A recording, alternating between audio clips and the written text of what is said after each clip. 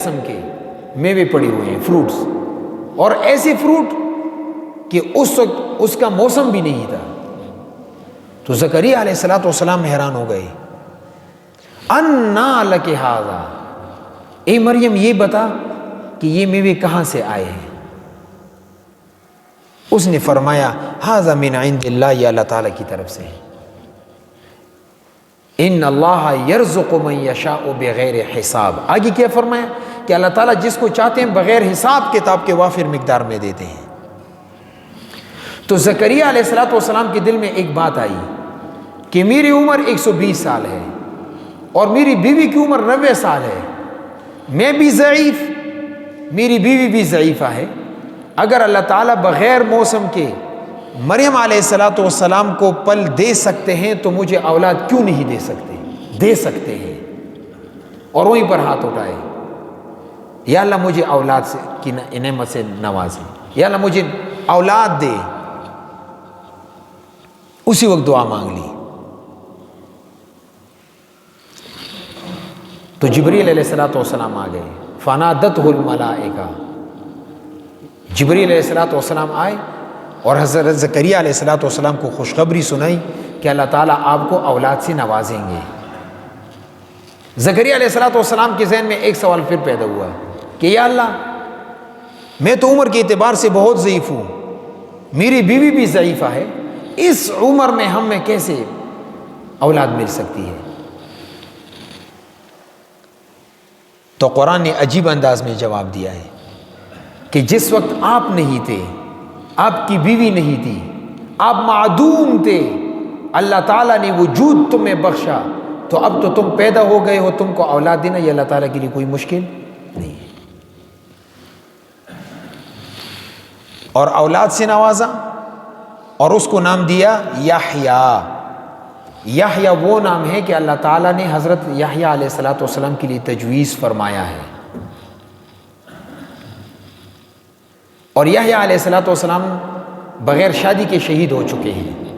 تو علماء نے ایک وجہ یہ بھی لکھی ہے کہ حضرت یحییٰ علیہ الصلوۃ والسلام چونکہ حضرت مریم علیہ الصلوۃ والسلام کی کرامت کے برکت سے پیدا ہوئے ہیں، اس وجہ سے حضرت مریم علیہ السلام نے شادی نہیں کی تھی، اس وجہ سے حضرت یحییٰ علیہ الصلوۃ والسلام نے بھی شادی نہیں کی ہے اور شادی سے پہلے شہید ہو چکے ہیں. اور حضرت مریم علیہ الصلوۃ والسلام کا تذکرہ قرآن میں 33 مرتبہ آیا ہے، 33، کیونکہ اللہ تعالیٰ کے ساتھ تعلق تھا، اور وہ تعلق جس کی مثال نہیں ملتی. لیکن ایک بات یاد رکھیں، ایک عورت ولیہ تو بن سکتی ہے لیکن پیغمبر اور نبی اور رسول نہیں بن سکتی. کیوں؟ اس کی وجہ یہ ہے کہ پیغمبر اور رسول اور نبی کے لیے گشتیں کرنی پڑتی ہے، جہاد کرنا پڑتا ہے، باہر گھومنا پھرتا پڑنا اس کی ضرورت رہتی ہے، اور عورت میں یہ صلاحیت نہیں. تو کبھی بھی دنیا میں کوئی عورت پیغمبر یا نبی یا رسول بن کر نہیں آئی ہے، یہ یاد رکھیں. حضرت مریم علیہ الصلوۃ والسلام ولیہ تو ہیں لیکن نبی نہیں، نبیہ نہیں ہے. اور انہی کرامات میں سے اللہ تعالیٰ نے قرآن میں سورہ کہف کے آخر میں ایک اور کرامت ذکر کی ہے، اور وہ بہت طویل واقعہ ہے، حضرت خضر علیہ الصلوۃ والسلام کو اور حضرت موسیٰ علیہ الصلوۃ والسلام کا. اور موسیٰ علیہ الصلوۃ والسلام امتحان میں ڈالے گئے. کیوں؟ کہ ایک مرتبہ اپنی قوم میں بنی اسرائیل میں خطابت کر رہے تھے. جب تقریر ختم کی تو ایک شخص نے پوچھا کہ یہ بتائیں کہ آپ سے بڑا کوئی عالم ہے موجودہ اس دور میں؟ تو حضرت موسیٰ علیہ الصلوۃ والسلام نے دو ٹوک جواب دیا کہ نہیں میں ہوں.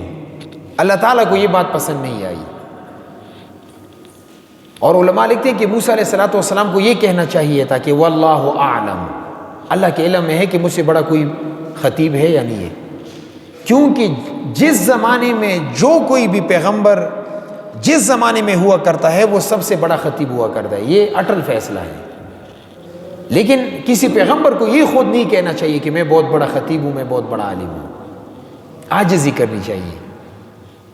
تو حضرت موسیٰ علیہ الصلوۃ والسلام نے یہ کہا کہ میں اس وقت روئے زمین پر سب سے بڑا عالم اور خطیب میں ہوں. تو اللہ تعالیٰ کی طرف سے وہی آئی کہ کیا آپ سب سے بڑے خطیب ہیں؟ تو موسیٰ علیہ الصلوۃ والسلام نے جواب میں فرمایا کہ اس وقت میں پیغمبر ہوں، میرے علاوہ زمین پر کوئی پیغمبر نہیں، اور جب پیغمبر ہوتا ہے وہ سب سے بڑا خطیب بھی ہوا کرتا ہے۔ تو بہرحال اللہ تعالیٰ نے حضرت جبریل علیہ السلام کے واسطے سے بتایا کہ نہیں، آپ سے ایک بڑا عالم اور بھی ہے۔ یہاں علماء یہ لکھتے ہیں کہ اگر آپ کو یہ معلوم ہو جائے کہ کہیں اس علاقے میں ارد گرد آپ کسی علاقے میں گئے، وہاں پر کوئی اللہ کا ولی ہے، بزرگ ہیں، تو اسے ملاقات کرنی چاہیے۔ تو حضرت موسیٰ علیہ السلام نے اللہ تعالیٰ سے فرمایا کہ میں بھی اس سے ملنا چاہتا ہوں کہ وہ بزرگ ولی خطیب اور عالم کون ہے۔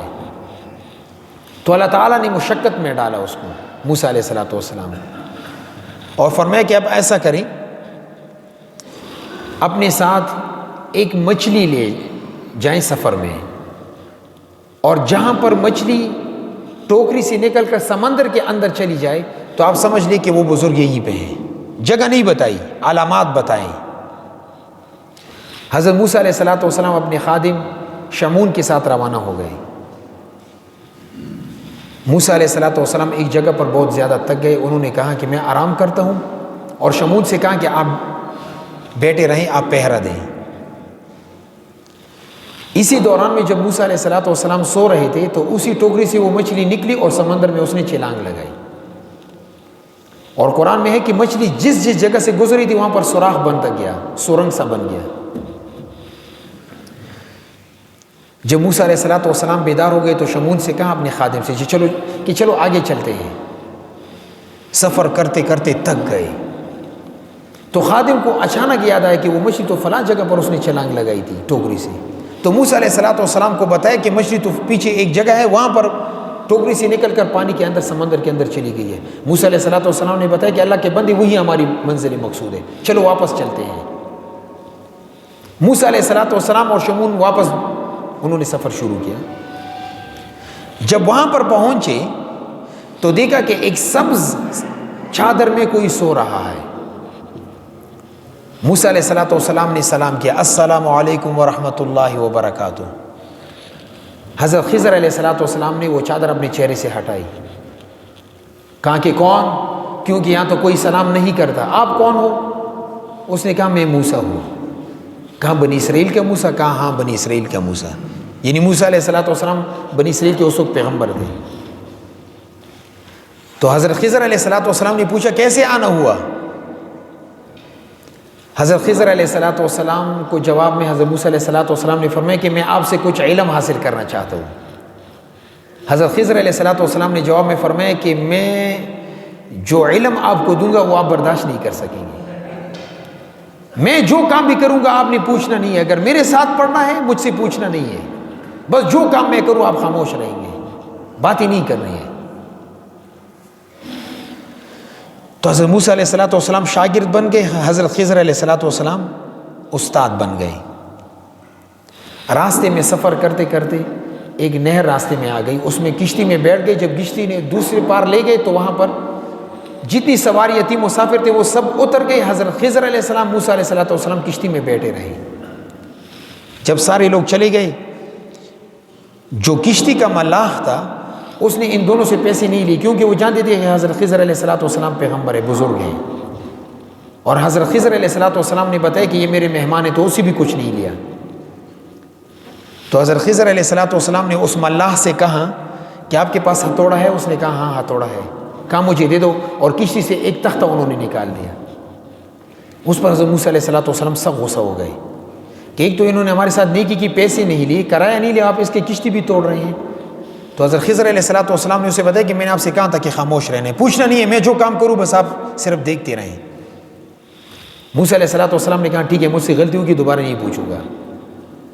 کچھ آگے سفر کیا، دیکھا کچھ بچے کھیل رہے ہیں، اس میں سے ایک بچے کو حضرت خضر علیہ السلام نے قتل کر دیا۔ حضرت موسیٰ علیہ السلام پھر جلالی تھے، جذبے میں آ گئے، کہا ایک بچے کو قتل کرنا، اقتلت نفسا زکیۃ بغیر کسی جرم کے کسی کو قتل کرنا، یہ کیسے آپ نے کر لیا؟ حضرت خضر علیہ السلام نے پھر بتایا کہ خاموش رہنے، پوچھنا نہیں ہے، میں جو کام کروں آپ نے پوچھنے، اور یہ آخری چانس ہے، اگر دوبارہ آپ نے مجھ سے پوچھا کہ یہ کیوں تو پھر میرے اور آپ کے راستے جدا ہوں گے۔ آگے سفر کرتے کرتے ایک گاؤں سے گزرے جہاں پر ایک دیوار تھی جو گرنے کی قریب تھی۔ تو حضرت خضر علیہ الصلوۃ والسلام اور حضرت موسیٰ علیہ الصلوۃ والسلام نے دونوں نے اس دیوار کو گرایا اور دوبارہ تعمیر کروائی. اور اس سے پہلے خضر علیہ الصلوۃ والسلام نے گاؤں والے سے کانا مانگا کہ ہم مہمان کچھ کھانے پینے کے لیے ہمیں دے، انہوں نے انکار کر دیا اور پھر وہاں پر دیوار بھی تعمیر کر لی. تو حضرت موسیٰ علیہ الصلوۃ والسلام پھر غصہ ہو گئے کہ ایک تو ان لوگوں نے ہماری مہمان نوازی نہیں کی، ہمیں کھانا نہیں دیا، پینے کے لیے کچھ نہیں دیا، اب ان کے لیے دیواریں تعمیر کرتے ہیں. اچھا ٹھیک ہے، پھر دیوار تعمیر کر لے لیکن کچھ رقم تو لے لیں ان سے، اس کے ساتھ کچھ کھا پی لیں. تو حضرت خضر علیہ الصلوۃ والسلام نے فرمایا ھذا فراق بینی و بینک، میرے اور آپ کے درمیان اس کے بعد جدائی ہے، آپ میرے شاگرد نہیں، میں آپ کا استاد نہیں.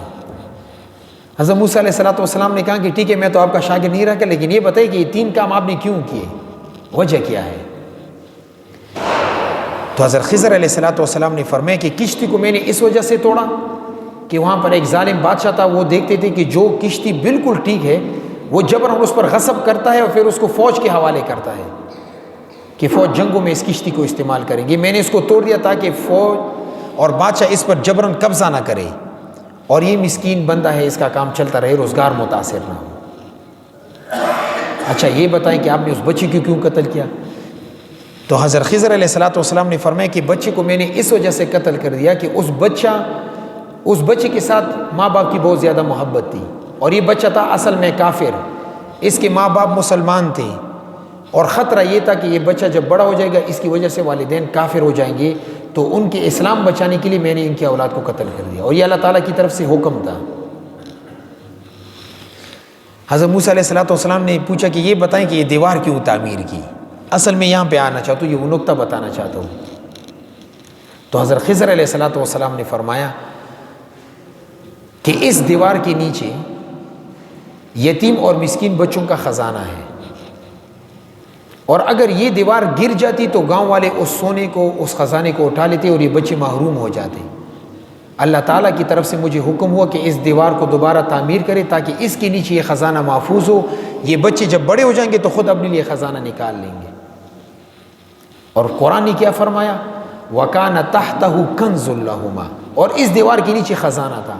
وَكَانَ أَبُوهُمَا صَالِحًا، اور اس کے ماں باپ نیک تھے، اس وجہ سے 2 انبیاء اکرام علیہ الصلوۃ والسلام کے ذریعے سے اللہ تعالیٰ نے ان کی مال کی حفاظت فرمائی. یہ کرامت ہے.